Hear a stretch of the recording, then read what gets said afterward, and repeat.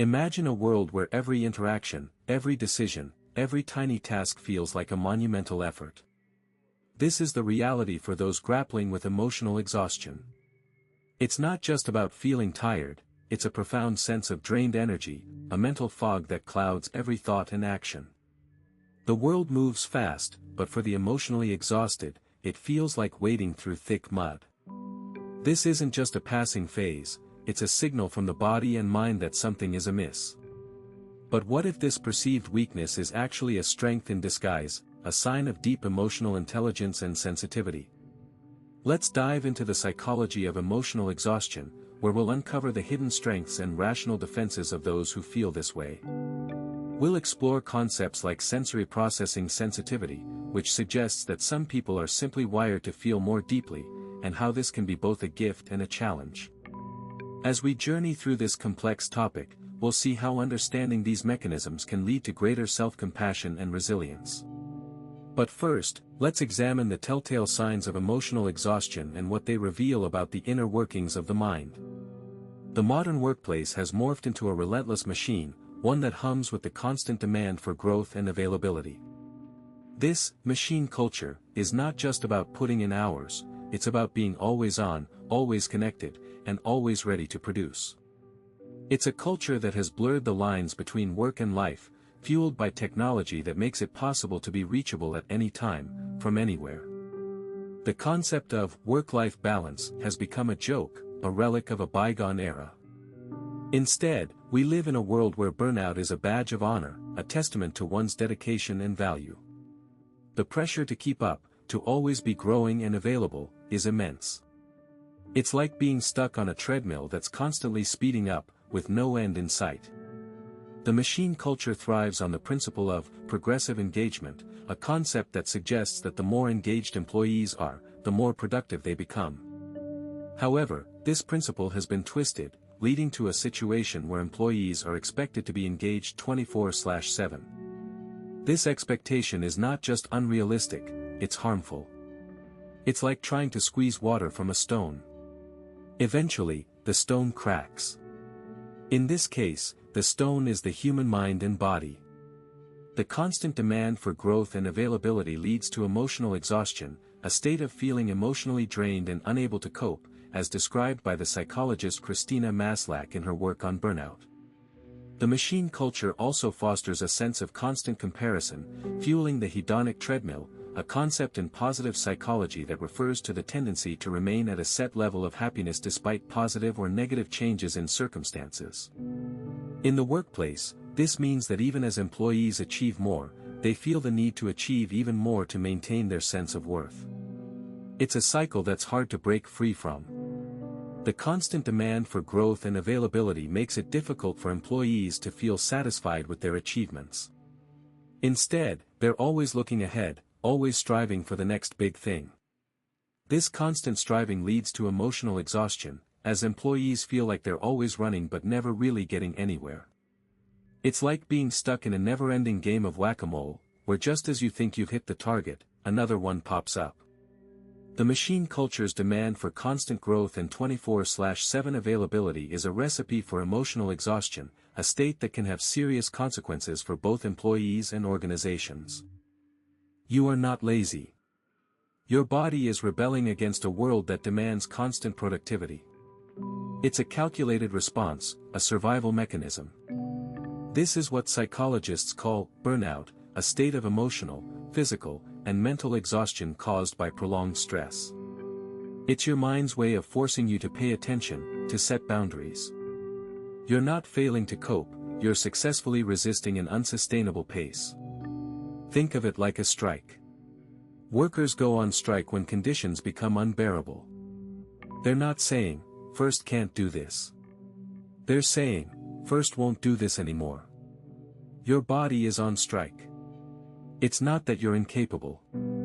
It's that you've reached your limit. You're not a machine. You can't be on all the time. This is a fundamental truth that our always connected, hustle culture often ignores. This rebellion is rooted in a concept known as self-determination theory. It suggests that people need autonomy, competence, and relatedness to stay motivated and engaged. When these needs aren't met, when you feel controlled, incompetent, or disconnected, your body responds. It says no to preserve your sense of self, your dignity. It's not a weakness. It's a strength, a refusal to be exploited. It's your inner dissident, fighting for your right to rest, to recover, to reclaim your life. But this dissent isn't just about saying no. It's about reclaiming your power. It's about setting boundaries. It's about choosing what you will and won't do. It's about understanding that your worth isn't measured in productivity. It's about realizing that your body is wise, that it knows what you need even when your mind is too busy, too polite, to listen. It's about giving yourself permission to rest, to recover, to say no when you need to. It's about understanding that your body is not betraying you. It's saving you. The sleepwalkers march on, their eyes open but unseeing, driven by an invisible force. They are the emotionally exhausted, pushing through their days with a kind of blind determination. This phenomenon is reminiscent of Viktor Frankl's concept of psychological gestalt, where individuals become so engrossed in their struggles that they lose sight of their individuality. It's not just tiredness. It's a numbing, mechanical motion, like a clock's hands moving inexorably forward, regardless of the hour. They attend meetings, complete tasks, and even manage smiles. But it's all surface. Beneath, there's a void, a hollow echo of what was once vibrant and engaged. It's as if they've become automatons, going through the motions, unaware of the cracks forming, the strain becoming too much. Every day is a repetition of the last, a groundhog day of monotony and fatigue. Meanwhile, the awake ones feel the weight of every moment. They are aware of the chains around their ankles, the ones that drag with every step. This is where the concept of sensory processing sensitivity comes into play, a trait described by psychologist Elaine Aron. These individuals experience the world, and their emotions, with intense depth. They feel the chains, the heaviness, the resistance. It's not that they want to stop, but each movement is a conscious effort, a battle against the weight. They are like the mythical Sisyphus, perpetually pushing their boulder up the hill, knowing it will roll back down, but continuing nonetheless. Their awareness is both their strength and their burden. It's what makes them resilient, but it's also what makes each day a struggle. They feel, they resist, they endure. The sleepwalkers and the awake ones are not so different. Both are fighting their own battles, both are exhausted. The sleepwalkers have found a way to disconnect, to survive the grind. The awake ones feel every scratch and scrape, but they also feel the sun on their skin, the wind in their hair. Their sensitivity is a form of armor, a shield that, while heavy, offers protection. It's a paradoxical strength, a vulnerability that becomes resilience. The sleepwalkers might envy their oblivion, but the awake ones have a depth of experience that the sleepwalkers can only dream of. Their exhaustion is tinged with color, with feeling. It's a reminder that even in the darkest times, there is still a world to be felt, to be experienced. It's this awareness that can eventually lead them to break free from their chains, to find a way to lighten their load. Emotionally exhausted individuals often find themselves in a relentless cycle, much like a hamster wheel that never stops spinning.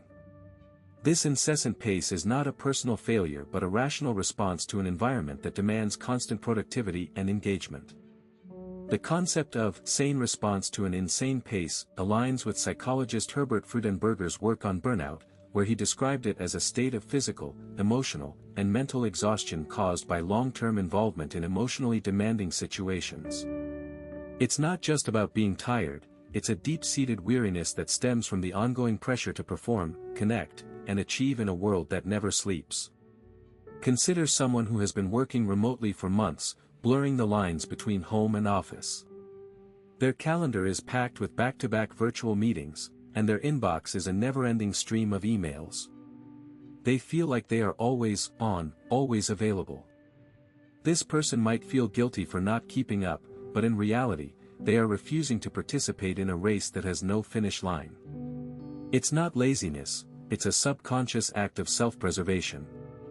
According to self-determination theory, humans have three innate psychological needs: autonomy, competence, and relatedness. When these needs are unmet, as they often are in high-pressure environments, individuals may experience diminished motivation and well-being. By stepping back, they are asserting their autonomy and protecting their mental health. The feeling of being behind is a common narrative in today's society, fueled by social media and a constant comparison to others. However, this perception is often an illusion. Emotionally exhausted individuals are not falling behind, they are choosing to prioritize their well-being over societal expectations. They are setting boundaries, a crucial aspect of self-care. Psychologist Brené Brown emphasizes the importance of boundaries in her work, describing them as what's okay and what's not okay. By saying no to the relentless pace, they are saying yes to their own needs and values. This refusal to conform is not a sign of weakness but a display of inner strength and resilience. It's a conscious decision to step off the treadmill and reclaim their time, energy, and peace of mind. This act of defiance, though often misunderstood, is a vital step towards emotional recovery and personal growth.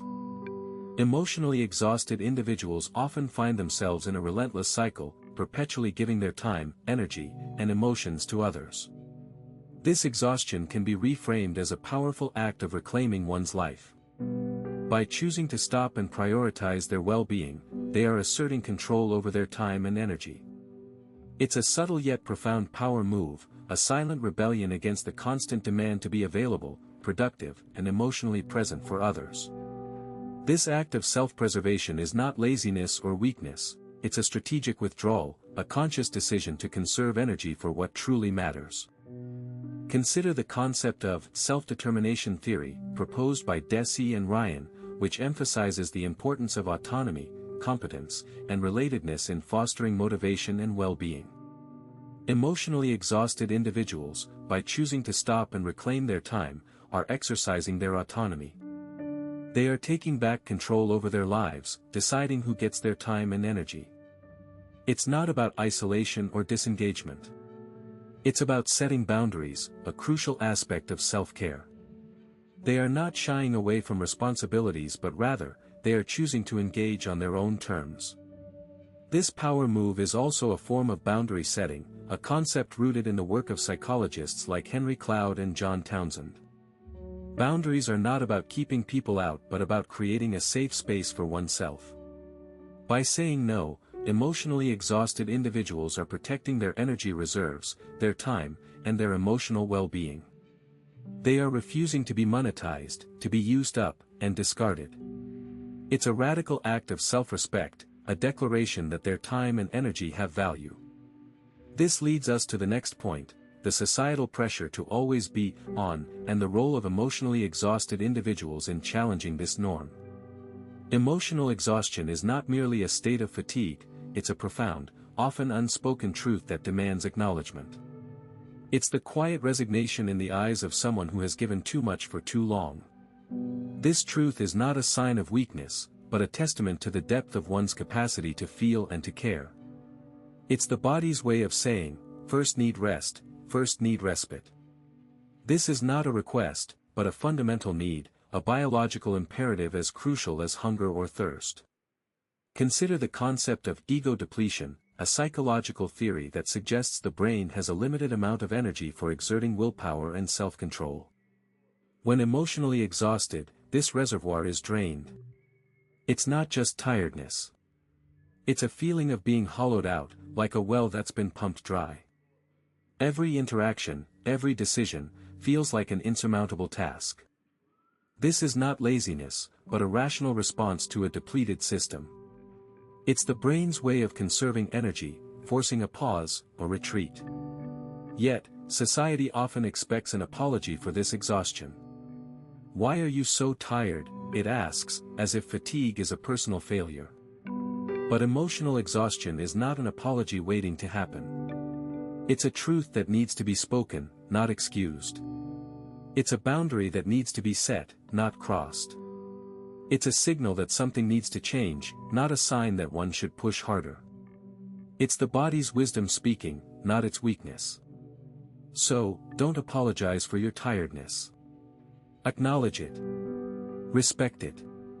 It's your truth, and it's okay to honor that. Emotional exhaustion isn't just about feeling tired.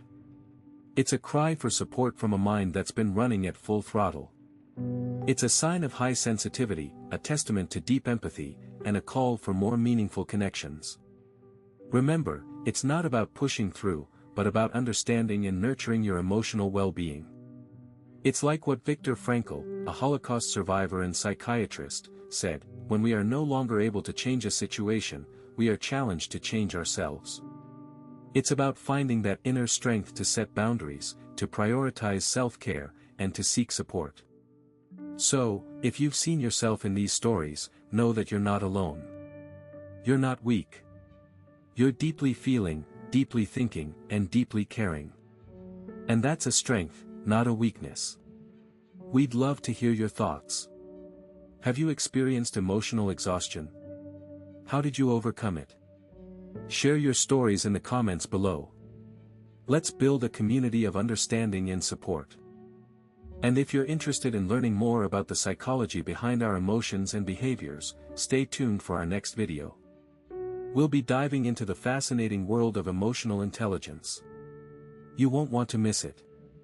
So, hit that subscribe button and join us on this journey of self-discovery. Until next time, take care of your mind, and take care of your heart.